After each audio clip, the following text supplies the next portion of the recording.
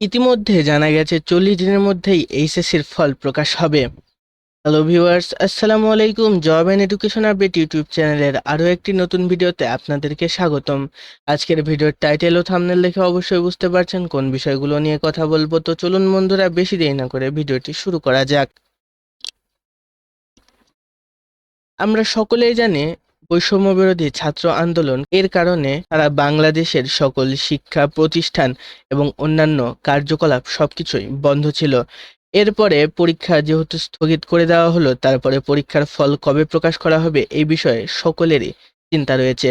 তো এই পরীক্ষার রেজাল্ট কবে প্রকাশ হবে এ সম্পর্কে কি তথ্য জানিয়েছে শিক্ষা বোর্ড, চলুন জেনে নেওয়া যাক। শিক্ষার্থীদের আন্দোলনের মুখে বাতিল হওয়া এইচএসসি ও সমমানের পরীক্ষাগুলোর ফলাফল 40 দিনের মধ্যে প্রস্তুত করে প্রকাশের প্রাথমিক রূপরেখা ঠিক করা হয়েছে। বুধবার 21শে আগস্ট শিক্ষা বোর্ডগুলোর কর্মকর্তাদের প্রথম বৈঠকে এই নিয়ে একটি সিদ্ধান্ত হয়। ঢাকা মাধ্যমিক ও উচ্চ মাধ্যমিক শিক্ষা বোর্ডের পরীক্ষা নিয়ন্ত্রক অধ্যাপক মোহাম্মদ আবুল বাশার বলেন, পরীক্ষার্থীরা যেন সর্বোচ্চ সুবিধা পায় সেভাবে ফলাফল প্রস্তুত করা হবে। অনুষ্ঠিত পরীক্ষাগুলোর নম্বর এবং যেগুলো হয়নি সেগুলোর সাবজেক্ট ম্যাপিং করে ফল প্রস্তুত করা হবে।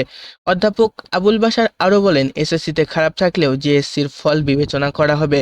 জিএসসিতে ফল খারাপ হলে যে 7 বিষয় পরীক্ষা দিয়েছে সেগুলোতেও কেমন ফল করেছে সেটিকে গুরুত্ব দেওয়া হবে। সর্বশেষ যেখানেই শিক্ষার্থীদের সর্বশেষ বেনিফিট দেওয়া যায় সেটাই দেওয়া হবে। এর আগে 20 আগস্ট দুপুর সচিবালয়ের ভেতরে ঢুকে পড়েন হাজার হাজার এইচএসসি পরীক্ষার্থী। অদ্ভুত পরিস্থিতিতে পরীক্ষা না দেওয়ায় দাবি জানিয়ে তারা বলেন, এরই মধ্যে যে কটি বিষয়ের পরীক্ষা হয়েছে তার ভিত্তিতে পরীক্ষার ফল প্রকাশ করতে হবে। কারণ হিসেবে আন্দোলনে অনেক পরীক্ষার্থীরা আহত হওয়া এবং পড়াশোনায় ক্ষতি হওয়ার কথা উল্লেখ করেন তারা। পরে পরীক্ষার্থীদের একটি প্রতিনিধি দল বৈষম্য বিরোধী ছাত্র আন্দোলনের সমন্বয়ক হাসনাত আবদুল্লাহর নেতৃত্বে শিক্ষা মন্ত্রণালয়ের সিনিয়র সচিব শেখ আবদুল্লাহ রশিদের সঙ্গে বৈঠকে বসেন। এ সময় সচিবের কক্ষের বাইরে পরীক্ষা না দেওয়ার দাবিতে বিক্ষোভ করেন আন্দোলনরত অনেক পরীক্ষার্থী।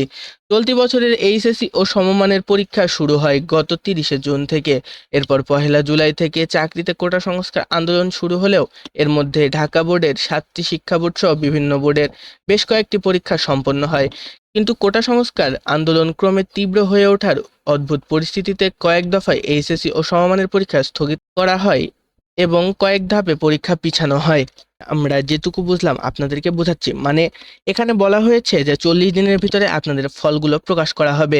যেহেতু 21শে আগস্ট শিক্ষা বোর্ডের আব্দুল বাশার বলেন, যেখানে পরীক্ষার্থীদের সর্বশেষ বেনিফিট দেওয়া যাবে সেভাবে পরীক্ষার ফল তৈরি করা হবে। অর্থাৎ এইচএসসি পরীক্ষার্থীরা আপনারা নিশ্চিন্তে থাকুন, আপনাদের ফল যেভাবে ভালো হবে সেভাবেই পরীক্ষার ফলাফল তৈরি করবে বলে জানিয়েছে আন্তঃশিক্ষা সমন্বয় কমিটি। আর এখানে আরও তিনি বলেন যে এইচএসসিতে তাদের ফল বিবেচনা করা হবে। অর্থাৎ আপনাদের যদি এইচএসসিতে ফল ভালো থাকে তাহলে অবশ্যই আপনাদের এইচএসসিতেও ফলটা অনেক ভালো হবে। কিন্তু দেখা যাচ্ছে এখানে যদি এসএসসিতে ফল খারাপ থাকে তাহলে আপনাদের জিএসসিতে ফলাফল কেমন হয়েছিল সেই বিষয়টা বিবেচনা করা হবে। আর কথার কথা, সেখানে যদি আপনাদের রেজাল্ট খারাপ থেকে থাকে তাহলে যে 7টি বিষয় আপনি পরীক্ষা দিয়েছেন সেই 7টি পরীক্ষার ফলাফল কেমন সেই বিষয়ে একটু বিবেচনা করা হবে। অর্থাৎ দিন শেষে দেখা যাচ্ছে যে আপনাদের ফলাফলটা আপনাদের ফেভারেই থাকবে। অর্থাৎ আপনাদের ফলাফল কিভাবে ভালো হবে সেই বিষয়টা চিন্তা করে শিক্ষা বোর্ড ফলাফল তৈরি করবে। কিন্তু এবার কথা থাকছে যে ফলাফলটি কবে প্রকাশ হবে। তো এখানেই কর্তৃপক্ষ প্রথমে বলে দিয়েছে যে 40 দিনের মধ্যে এইচএসসির ফল প্রকাশ করা হবে। সাধারণত যদি নর্মালভাবে পরীক্ষা সম্পন্ন হতো এবং পরীক্ষা শেষ হওয়ার পরে ফলাফল কিভাবে তৈরি হতো সেই প্রসেসটা ভিন্ন ছিল, কিন্তু এখন যে প্রসেসটা চলছে এটা ভিন্ন। দেখা যাচ্ছে আপনাদের পরীক্ষা নর্মালভাবে শেষ হলো, তাহলে সেখান থেকে প্রথমে প্রথম সপ্তাহে চলে যাবে খাতাগুলো বিভিন্ন শিক্ষকের কাছে মূল্যায়ন হওয়ার জন্য। সেখানে খাতা মূল্যায়ন সম্পন্ন হলে 1 মাসের মধ্যে সেগুলো শিক্ষা বোর্ডে দিয়ে দেওয়া হয়। সেখানে শিক্ষা বোর্ড থেকে আপনাদের এমসিকিউ এর রেজাল্ট এক দফায় তৈরি করা হয় এবং পরের দফায় আপনাদের এইচএসসির লিখিত পরীক্ষার ফলাফল তৈরি করা হয়। এই দুইটি ফলাফল একসঙ্গে যোগ করে রেজাল্ট শিট তৈরি হয়। আর আপনাদের পরীক্ষার ফলাফল যখন তৈরি হয়ে যায় সেগুলো নিজ নিজ শিক্ষা বোর্ডের কাছে প্রকাশ করার জন্য দিয়ে দেওয়া হয় এবং সেখান থেকে আপনারা চাইলে বিভিন্ন এডুকেশনাল ওয়েবসাইট থেকে সেই ফলাফলগুলো দেখে নিতে পারেন এবং নিজ নিজ শিক্ষা বোর্ডের অফিসিয়াল ওয়েবসাইট থেকে ফলাফল দেখে নিতে পারেন। এক্ষেত্রেও সেম তেমনই করা হবে।